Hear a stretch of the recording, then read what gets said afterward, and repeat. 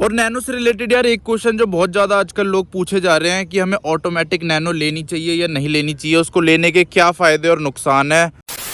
तो स्वागत है आप सभी का एक और नए दिन में। अभी टाइम सुबह के 6 बज रहे हैं और फिलहाल मंदिर आ रखा था। मैं जब आ रहा था तब तो बारिश नहीं हो रही थी, लेकिन अब बारिश शुरू हो गई। अभी बहुत थोड़ी थोड़ी हो रही है, मेरे ख्याल से ज़्यादा होगी नहीं, बादल इतने तो लग नहीं रहे, या फिर कुछ कह नहीं सकते, हो भी सकती है। अभी ना यार विंडशील्ड क्लियर करने के लिए मैंने इसका वाइपर चलाया था, इसका वाइपर ही पता नहीं टेढ़ा मेढ़ा सा हो गया। अब दोबारा से लगाया मैंने, पता नहीं क्या हो रहा है। शायद वो पिछली बार ढंग से लगा नहीं है, या फिर हो सकता है अभी भी ना लगा हो, अब बाद में ही पता चलेगा। पर अभी मैंने वाइपर चलाया विंडशील्ड साफ करने के लिए, तो वो निकल ही गया, टेढ़ा मेढ़ा सा हो गया।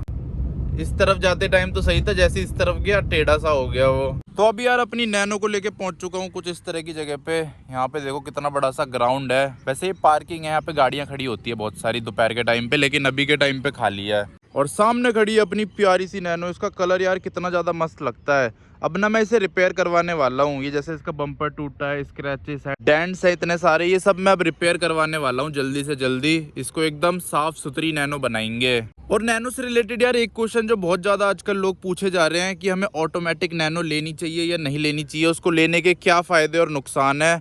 तो अभी के टाइम पे ये जो नैनो है, ये मैनुअल नैनो है, 2013 मॉडल है, टॉप मॉडल LX। ये आप आगे से देख के भी पहचान सकते हो क्योंकि इसमें फॉग लाइट्स आती है, ये देख रहे हो। सिर्फ टॉप मॉडल में ही नैनो में फॉग लाइट्स आती है, बाकी किसी में नहीं आती। चाहे आप कोई से भी ईयर का मॉडल ले लो, टॉप मॉडल लोगे तभी आपको फॉग लाइट्स मिलेगी। लेकिन मेरी इस साइड की जलती नहीं है, ये बम्पर टूट रखा है ना, इसी के साथ ये भी ख़राब हो रखी है, इस साइड की जलती है, तो ये भी ठीक करानी पड़ेगी। पहले बम्पर ठीक कराना पड़ेगा, उसके बाद लाइट्स ठीक करानी पड़ेगी।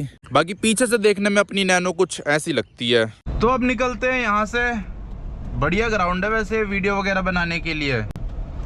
दिन में तो यहाँ गाड़ियाँ खड़ी रहती है बहुत सारी, पार्किंग है ना, ये शायद कोर्ट की पार्किंग है, पर इस टाइम खाली है। और जो ऑटोमेटिक नैनो के वेरिएंट्स थे ना, वो दो थे, एक XMA XTA।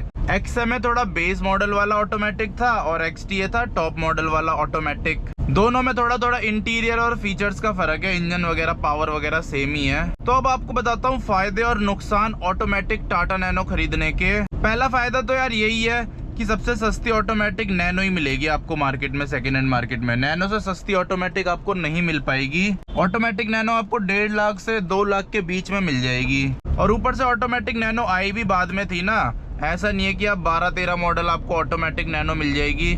ऑटोमेटिक नैनो आपको 15-16 के बाद ही मिलेगी, या 15-16 मिलेगी या 15 के बाद ही। वहीं मैनुअल नैनो में ये फायदा मिल जाता है कि आपको 12-13-14 मॉडल भी मिल जाता है, जो कि सस्ता है बहुत ज़्यादा। लेकिन ऑटोमेटिक नैनो इतना पुराना नहीं होता, क्योंकि उस टाइम आई नहीं थी ऑटोमेटिक नैनो। ऑटोमेटिक नैनो बहुत बाद में आई है। तो उसको खरीदने का एक ये भी फायदा है कि आपको वैलिडिटी अच्छी खासी मिलेगी, 7-8 साल की। और इस प्राइस में और कोई ऑप्शन ही नहीं है आपके पास अगर आपको ऑटोमेटिक कार चाहिए, क्योंकि अल्टो का ऑटोमेटिक भी इतना सस्ता नहीं मिलता। सिर्फ नैनो ही आपको 1.5 लाख रुपए में ऑटोमेटिक दे सकती है। वैसे तो मेरे को ऑटोमेटिक नैनो इतनी ज्यादा पसंद नहीं है, लेकिन फिर भी कुछ कुछ फायदे हैं ऑटोमेटिक नैनो के। तो अगर आपकी गाड़ी ट्रैफिक में ज़्यादा चलती है, आपको ऑफिस जाना होता है, उस टाइम ट्रैफिक ही रहता है, तब आपके लिए ऑटोमेटिक नैनो ज़्यादा बढ़िया ऑप्शन रहेगा। मैनुअल में तो क्लच दबा दबा के थक जाओगे, और 1-2 दिन की बात हो ना तो इंसान फिर भी कर लेता है एडजस्ट। लेकिन ऑफिस तो डेली जाना होता है, सालों साल तक जाना होता है। अगर मेरा भी यही सिस्टम होता ना कि मेरे को ऑफिस जाना होता, डेली जाम में फंसना है, फिर तो मैं ऑटोमेटिक नैनो लेता। भले ही उसमें मेरे को पिकअप कम मिलता, चलाने में इतना मजा नहीं आता, लेकिन फिर भी मैं ऑटोमेटिक नैनो ही लेता। मैनुअल की तरफ देखता भी नहीं। पर मैं ज्यादातर उसी टाइम निकलता हूँ घर से जिस टाइम रोड खाली खाली होते हैं। और अगर भीड़ भाड़ में निकलता भी हूँ तो कभी कभी निकलता हूँ, हफ्ते में 1 दिन या महीने में 1-2 दिन। तो ऐसे में तो मैनुअल भी चल जाती है। 1-2 दिन ही मेरे को भीड़ मिल जाती है, उसी में हालत खराब हो जाती है, क्लच दबा दबा के मन नहीं करता गाड़ी चलाने का। और जो मीम्स वीम्स नहीं चलते रहते, रियल मैन ड्राइव्स मैनुअल, ये सब ना बस बोलने की बातें हैं। डेली ट्रैफिक में कौन चलाएगा मैनुअल? गाड़ी इंसान कंफर्ट के लिए लेता है या सजा के लिए लेता है?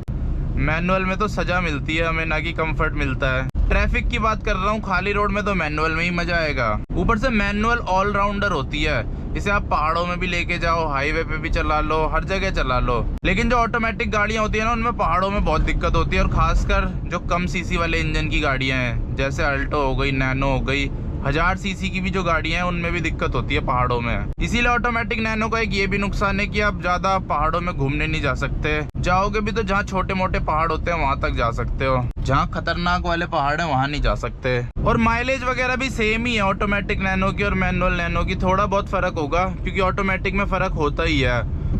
ऑटोमेटिक जो होता है ना वो बहुत हाई आरपीएम में गियर चेंज करता है, जिसकी वजह से माइलेज में डिफरेंस आता ही है ऑटोमेटिक और मैनुअल में।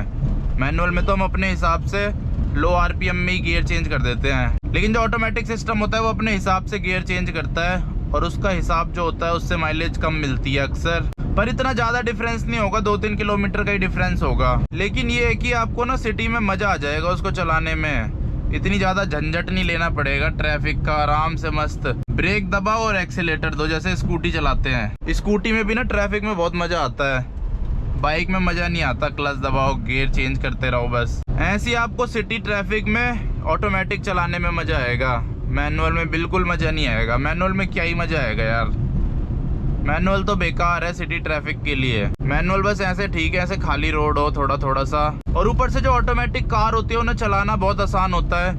मान लो आपको गाड़ी चलानी नहीं आती तो उससे आप बहुत जल्दी सीख जाओगे, क्योंकि उसमें कुछ करना ही नहीं होता। बस आपको गैप का देखना पड़ेगा कि गैप कैसे निकालना है, बाकी तो कुछ होता ही नहीं है। रेस दो और ब्रेक मारो, वो तो कोई भी कर लेगा। लेकिन मैनुअल गाड़ी में बहुत चीजें देखनी पड़ती है, क्लच, एक्सीलेटर और सिचुएशन के हिसाब से सारी चीजें करनी पड़ती है। कभी गियर डाउन करो, कभी गियर अप करो, क्लच छोड़ो अलग अलग तरीकों से। गाड़ी फंस जाए तो झटके से क्लच छोड़ो। तो ऑटोमेटिक में आपको ये सारे झंझट नहीं करने पड़ेंगे, अपना मस्त बस रेस दो और ब्रेक मारो। ऊपर से जो ऑटोमेटिक नैनो में स्पोर्ट्स मोड भी आता है, स्पोर्ट्स में ही चलाने में थोड़ा थोड़ा मजा आएगा उसमें। फायदे तो वैसे यही है ऑटोमेटिक गाड़ी के, चाहे वो नैनो हो या फिर अल्टो हो, कोई सी भी हो जो सस्ती ऑटोमेटिक है। जो महंगी ऑटोमेटिक है वो तो हर चीज में परफेक्ट है, वो तो पावर में भी परफेक्ट है, पहाड़ में भी चल जाएगी, हर जगह चल जाएगी। बल्कि वो पहाड़ में और ज्यादा अच्छी चलेगी, मैनुअल से भी ज्यादा अच्छी। ऑटोमेटिक महंगी गाड़ियों में ही मजा है, ये सस्ती गाड़ियों में मजा नहीं है ऑटोमेटिक का। जो 10 लाख तक आती है ना, ये सारी बेकार है ऑटोमेटिक में। बस ये उनके लिए ठीक है ऐसे सिटी में चलाने के लिए, जैसे मैंने बताया जाम लगा रहता है, रोज ऑफिस जाना होता है जाम में, तो उनके लिए बढ़िया है। उनको पावर का क्या करना, पिकअप का क्या करना, आराम से मस्त कंफर्टेबली ऑफिस जाओ, आराम से बैठ के और घर आओ, तो उनके लिए बढ़िया है। चाहे कोई सी भी ऑटोमेटिक हो, चाहे सस्ती हो महंगी हो। यहाँ तो यार बारिश हुई है, हमारे यहाँ बारिश नहीं हुई, मतलब साकेत में बारिश नहीं हुई, यहाँ हुई है। देखो पानी भर गया यहाँ तो यार, बहुत पानी भर गया, इतनी तेज बारिश हो गई क्या इधर। और ऊपर से जो ऑटोमेटिक नैनो होती है ना, उसका इंटीरियर भी और ज्यादा प्रीमियम सा लगता है, क्योंकि अभी वो सस्ती मिल रही है। लेकिन जब वो नहीं आती थी ना उस टाइम इतनी सस्ती नहीं थी, वो मेरे ख्याल से 5 लाख के आसपास की थी। वो तो अब सस्ती मिल रही है, क्योंकि अब रीसेल वैल्यू नहीं है नैनो की इतनी ज्यादा, इसीलिए सस्ती मिल रही है। नहीं तो वो भी महंगी मिलती अगर रीसेल वैल्यू होती तो।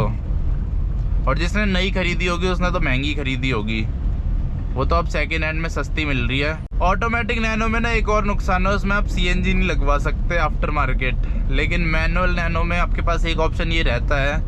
वैसे तो बेकार है सीएनजी लगवाना आफ्टर मार्केट, पर फिर भी कभी इमरजेंसी पड़े, कभी आपका मन करे, कभी पेट्रोल बहुत ज़्यादा महंगा हो जाए और सीएनजी बहुत ज़्यादा सस्ती हो जाए, तो मैनुअल नैनो में आप सीएनजी भी लगवा सकते हो। वैसे तो लोग ऑटोमेटिक में भी लगा देते हैं, पर बहुत झंझट होता है, ऊपर से महंगी भी लगेगी। फिर इसमें तो सस्ते में ही लग जाती है 10-20 हज़ार रुपए में मैनुअल नैनो में। और ऑटोमेटिक नैनो का एक नुकसान ये भी रहता है कि उसके पार्ट्स बहुत ज़्यादा महंगे हैं। कुछ इंजन से रिलेटेड जो पार्ट्स है ना उसके वो महंगे हैं, मैनुअल नैनो के बहुत सस्ते मिल जाते हैं, वहीं ऑटोमेटिक नैनो के महंगे मिलते हैं, ऊपर से जल्दी से मिलते भी नहीं है।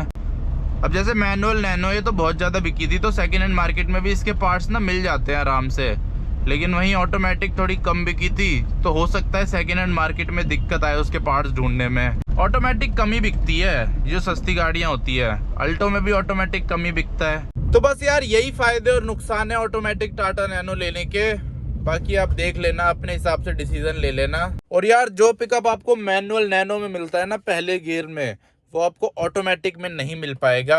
वैसे ये इंजन छोटा है तो पिकअप इतना नहीं है, वहीं आप ऑटोमेटिक लेते हो तो आपको और ज्यादा कम पिकअप मिलता है। तो बस इस वीडियो को यहीं पे एंड कर देते हैं, मिलता हूँ आपसे कल अगली वीडियो में। जय हिंद।